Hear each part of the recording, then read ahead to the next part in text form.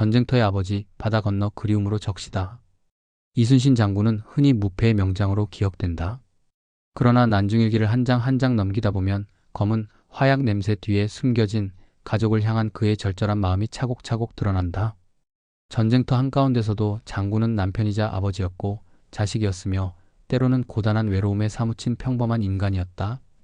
떨어진 가족, 난인 거처. 이순신 장군의 가족은 전란 속에서 서로 다른 지역에 흩어져 있었다. 그의 어머니는 비교적 안전한 전라도 좌수영 인근의 송현마을에 거주했고 아내와 자식들은 장군의 고향인 충청남도 아산에 머물며 살아갔다. 이는 단순한 지리적 거리만이 아니라 장군이 전장에서 느낀 정서적 단절감을 더욱 깊게 만들었다.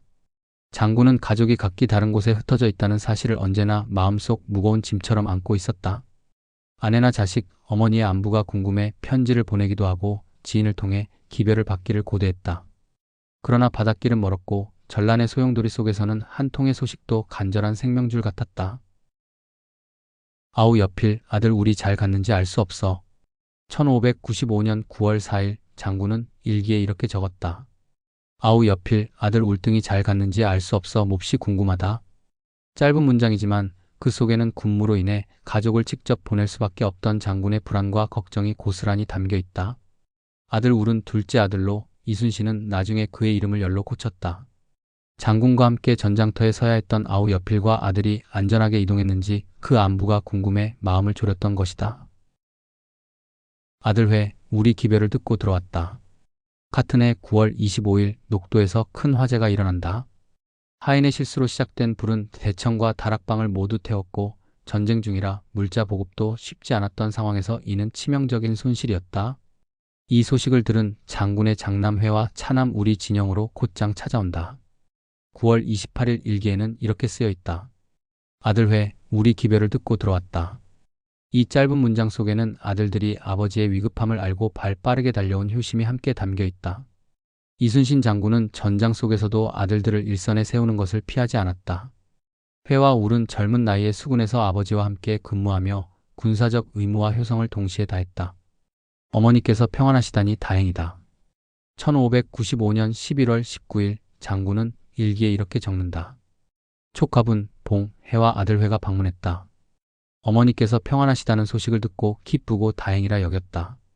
전란 중에도 어머니의 안부는 그에게 가장 큰 위안이었다. 아들은 수시로 전장을 오갔고 조카들과도 안부를 나누며 혈육으로서의 관계를 끈끈이 유지하고자 했다.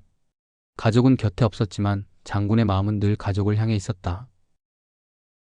셋째 아들면 전란의 제물이 되다.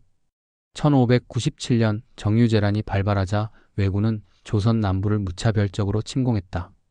아산에 남아있던 셋째 아들면은 가족을 돌보며 집에 머무르다가 외적의 손에 전사한다. 그 비보는 10월 14일 천안에서 올라온 편지 한 통으로 장군에게 전해졌다. 편지 봉투에는 통곡이라는 글자가 붉게 씌어 있었고 장군은 그 내용을 보기 전부터 아들의 죽음을 직감했다. 내가 죽고 내가 살아야 하는데 내가 죽고 내가 살아있으니 이치에 어긋났다. 장군은 통곡하며 스스로를 자책했다.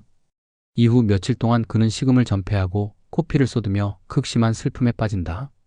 장군은 조선의 대장군이었지만 그 순간만큼은 한 사람의 아버지였다. 아들, 전후, 그리고 후계자. 난중일기를 보면 이순신 장군은 장남회에게 군무 이상의 책임을 맡기고 있었던 것으로 보인다. 장군은 회와 함께 출전하고 함께 군영을 지키며 때로는 분가시키기도 했다.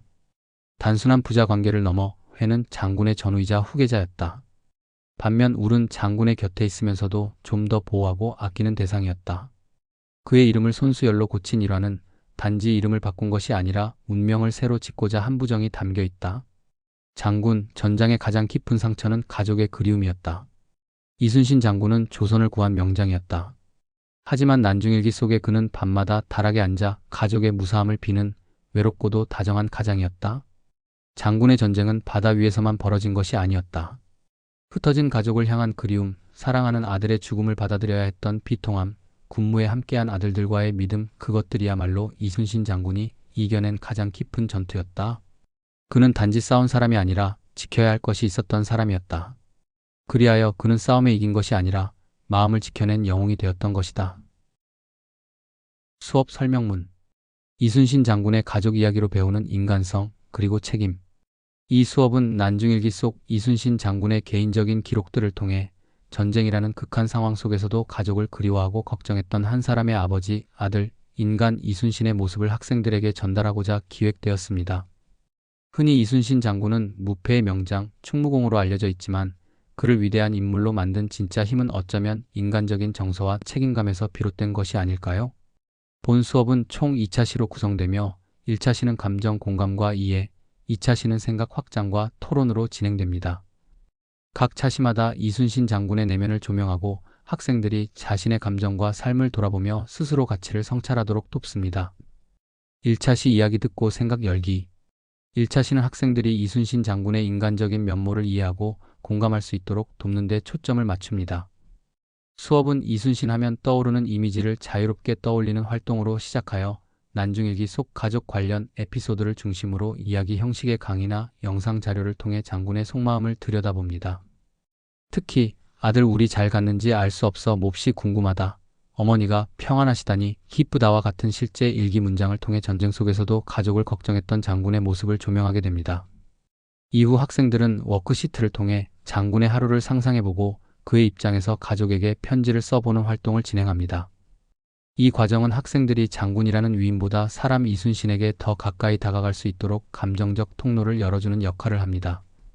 수업은 내가 장군이라면 가장 걱정될 일은 무엇일까? 라는 질문으로 마무리되며 학생들이 자신의 감정과도 연결할 수 있는 계기를 제공합니다. 2차 시 생각 확장과 토론. 2차 시는 앞 시간에 형성된 감정 이입을 바탕으로 이순신 장군의 선택과 가치관을 비판적이고 창의적으로 탐색해보는 시간입니다. 먼저 지난 시간에 썼던 편지를 친구와 함께 읽고 느낌을 나누며 감정을 되새기고 본격적인 토론 주제들을 제시합니다. 전쟁 중에도 가족을 챙겨야 할까? 나라를 지키는 것과 가족을 지키는 것, 무엇이 더 어려울까? 이순신 장군의 진짜 용기는 무엇이었을까? 등은 학생들이 스스로 질문하고 답을 찾아가며 다양한 생각과 관점을 나눌 수 있는 주제들입니다. 수업의 마지막에는 나는 앞으로 어떤 사람이 되고 싶은가?